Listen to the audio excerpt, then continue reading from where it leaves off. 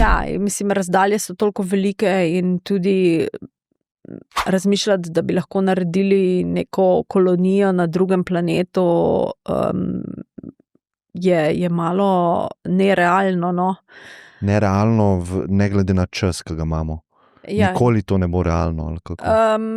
Ne, da nikoli ne bo realno, ampak zdaj trenutno to razmišljati kot neki plan B za Zemljo, to ni realno, ne, ker je v bistvu že samo, da prideš do Marsa, je ogromno časa in Mars je zelo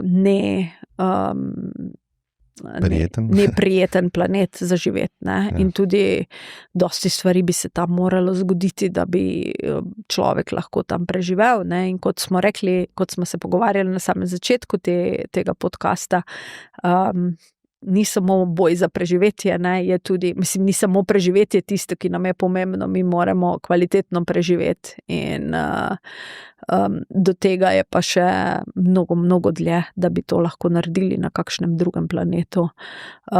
Vse ostalo je pa skoraj nerealno, ne, planeti izven našega osončja so pa še bolj oddaljeni do najbližje zvezde, ki ni Sonce, ne, nam naslednje najbližje zvezde potrebuje že samo svetlobe 4 ure, ne, kaj šele Kaj pa rabiš, ne vem, 10.000 let? Ja, nekaj takega, da prideš